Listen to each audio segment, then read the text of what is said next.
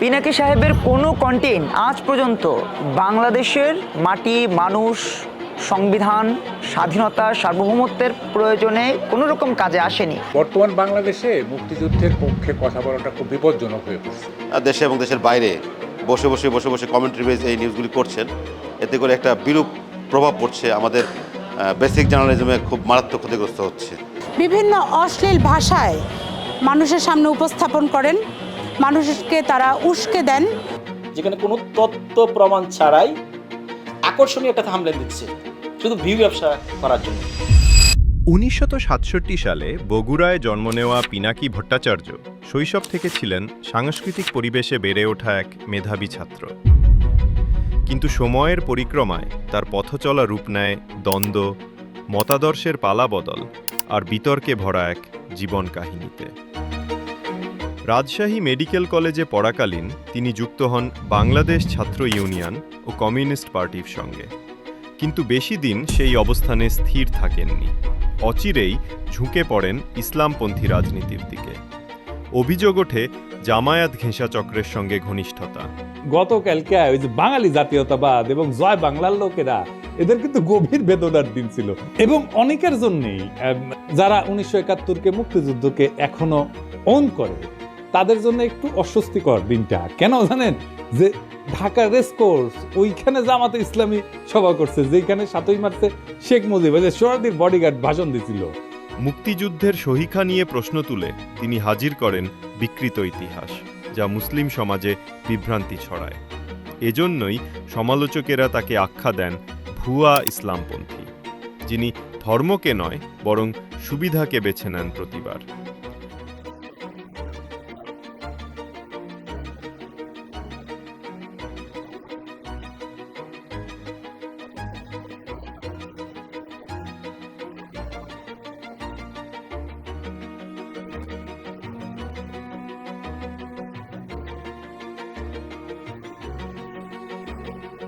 বর্তমান বাংলাদেশে মুক্তিযুদ্ধের পক্ষে কথা বলাটা খুব বিপজ্জনক হয়ে পড়ছে।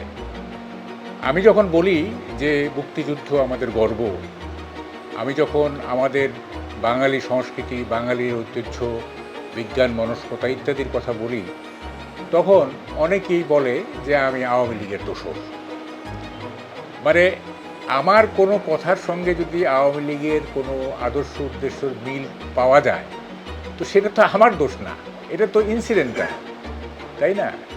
তো ফলে মুক্তিযুদ্ধের কথা বললেই সে আওয়ামী লীগ, এই যে একটা দাঁড়ায় গেল আর কি, এটা একটা খুবই ভয়ঙ্কর একটা ব্যাপার। বাংলাদেশের বিরুদ্ধে, মুক্তিযুদ্ধের বিরুদ্ধে যারা এইসব কাজ করতেছে, এরা ওই যে 71-এর পাকিস্তানিদের জন্মে। তার জীবনপথ আসলে এক দীর্ঘ সুবিধাবাদের গল্প। কৈশোরে বামপন্থী, পরে ইসলামপন্থী, আর বিদেশে গিয়ে স্বঘোষিত মুক্তচিন্তার যোদ্ধা। প্রতিটি অবস্থানই ছিল গিরগিটির মতো রং বদলের উদাহরণ। আদর্শ নয়, বরং সুযোগের হিসেবেই তার রাজনৈতিক দর্শন। পিনাকি সাহেবের কোনো কন্টেন্ট আজ পর্যন্ত বাংলাদেশের মাটি, মানুষ, সংবিধান, স্বাধীনতা, সার্বভৌমত্বের প্রয়োজনে কোনো রকম কাজে আসেনি, বরঞ্চ এটি আমাদেরকে এক রকমের পরনির্ভরশীলতা তৈরি করেছে। আজকে এই পিনাকি সাহেবের কারণে, তার কন্টেন্টগুলোর কারণে আমরা দিকভ্রান্ত হচ্ছি। দেখেন, 10টা গ্রুপে ভাগ হয়েছে, বিশেষ করে ইসলামীরা 4টা গ্রুপ হয়েছে, এবং সোশ্যাল মাধ্যমে আমরা দেখেছি যারা বাম রাজনীতি করেন তারা 3টা ভাগে বিভক্ত হয়েছেন। সেই সাথে পুঁজিবাদতন্ত্রের যারা রাজনীতি করেন তারা 3টা ভাগে বিভক্ত হয়েছেন। মোট 10 ভাগে আমরা বিভক্ত হয়েছি। পিনাকি সাহেব, ইলিয়াস সাহেব, যারা কিনা দেশে থাকার যোগ্যতাই রাখে না, বিদেশের মাটিতে বসে বসে তারা সোশ্যাল মিডিয়াতে মব উস্কে দিচ্ছে, বিভিন্ন অশ্লীল ভাষায় মানুষের সামনে উপস্থাপন করেন, মানুষকে তারা উস্কে দেন। তারা যদি অশ্লীল ভাষায় কথা না বলেন, আজে বাজে শব্দ উচ্চারণ না করেন, তাহলে তাদের ভিডিওগুলা ভিউ হয় না। পিনাকি ভট্টাচার্যের নিন্দুকেরা বলেন তিনি দেশের বাইরে থেকে দেশ উদ্ধারের বড় বড় বুলি আওড়ান, অথচ দেশে এসে গদি সামলাচ্ছেন না কেন? এর সোজাসাপটা উত্তর হল, দেশ চালানোর জন্য দরকার সৎ, শিক্ষিত ও যোগ্য নেতৃত্বের অধিকারী। রাষ্ট্র তাকে ইতিমধ্যেই দেশের বিভিন্ন ইস্যুতে ইন্ধনদাতা ও ষড়যন্ত্রকারী হিসাবে আখ্যা দিয়েছে। ফলে দেশে এলেই তিনি গ্রেফতার ও দমন নীতির শিকার হবেন নিশ্চিত। কেবল রাজনীতিই নয়, পেশাগত জীবনেও তার নাম জড়িয়ে যায় ভয়াবহ কেলেঙ্কারির সঙ্গে। 2008 সালে একটি শীর্ষ ওষুধ কোম্পানির চিফ অপারেটিং অফিসার হিসেবে তিনি কালাজ্জর রোগীদের জন্য সরবরাহ করেন ভেজাল ওষুধ মিল্টেফোসেন। এতে কার্যকর কোনো উপাদান ছিল না। ফলস্বরূপ শত শত রোগী প্রাণ হারান, যার মধ্যে 289 জন ছিল শিশু। আন্তর্জাতিক ল্যাব টেস্ট ও সরকারি তদন্ত সরাসরি তার সংশ্লিষ্টতার প্রমাণ দিলেও তিনি দায় অস্বীকার করে ঘটনাকে ছোট করে দেখান এবং রাজনৈতিক প্রভাব খাটিয়ে শাস্তি এড়িয়ে যান। পরবর্তীতে ব্যবসায়িক ব্যর্থতা এড়াতে পিনাকি নতুন রূপে আবির্ভূত হন লেখক ও অনলাইন কর্মী হিসাবে। ইউটিউব ও ফেসবুকে তিনি তৈরি করেন বিপুল অনুসারী, কিন্তু এই জনপ্রিয়তা দাঁড়ায় বিভাজনমূলক বক্তৃতা, মুক্তিযুদ্ধের ইতিহাস বিকৃতি, শহীদ সংখ্যা নিয়ে প্রশ্ন তোলা এবং রাষ্ট্রবিরোধী প্রোপাগান্ডার ওপর। বিদেশে আশ্রয় নেওয়ার পর তার বক্তব্য হয়ে ওঠে আরও উগ্র। একদিকে বাংলাদেশ সরকার ও মুক্তিযুদ্ধ নিয়ে বিষোদ্গার, অন্যদিকে ইন্ডিয়া আউট আন্দোলনের নামে প্রতিবেশী দেশের বিরুদ্ধে উস্কানি।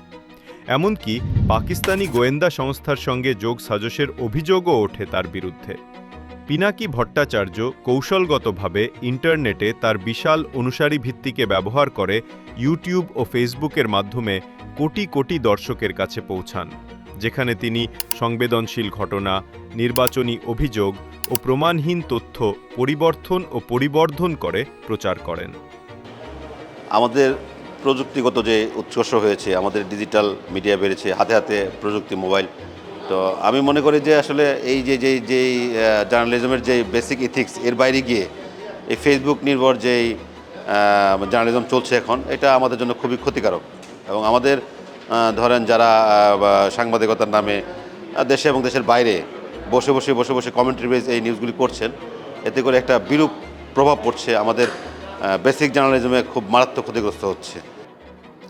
আসলে এই ব্যাপারটা খুবই সেন্সিটিভ, এই জন্য বলছি। দেখেন, এই যে বিষয়টা আপনি কথা বলেছেন, এই ব্যাপারটাতে আমি একটা বিষয় সবচেয়ে বেশি বলবো, সেটা হচ্ছে মানুষের এখন ইউটিউব এবং বিভিন্ন সোশ্যাল মিডিয়া যে প্ল্যাটফর্ম, এই প্ল্যাটফর্মে মানুষ যেই কাজটা করছে সেটা হচ্ছে ভিউ ব্যবসাটা করার জন্য, যেখানে কোনো তথ্য প্রমাণ ছাড়াই আকর্ষণীয় একটা থাম্বনেল দিচ্ছে শুধু ভিউ ব্যবসা করার জন্য। মানে কত বেশি ভিউ হবে। আপনি এটাকে যদি আরেকটা বিষয় দেখেন, একটা নাটকের কথা চিন্তা করেন। একটা সময় বাংলাদেশে যে নাটকগুলো ছিল, মানুষ কি একটা আকর্ষণ থাকতো, ব্যাটারি দিয়ে এক সপ্তাহ আগ থেকে বসে থাকতো আলিফ লায়লা দেখার জন্য। আর এখন এই নাটকে দেখেন, এটা কিন্তু চিন্তা নাই, কত থাম্বনেল একটা দিবে, দিয়া ভিউ যাতে হবে। এরকমভাবে প্রত্যেকটা নিউজের ক্ষেত্রে ইউটিউবে যারা কাজগুলো করে, সোশ্যাল মিডিয়াতে যারা কাজ করে, তারা বেশিরভাগ আমি বলবো যে তথ্য প্রমাণ ছাড়াই তারা ভিউয়ের জন্য শুধু এই কাজটা করে যাচ্ছে।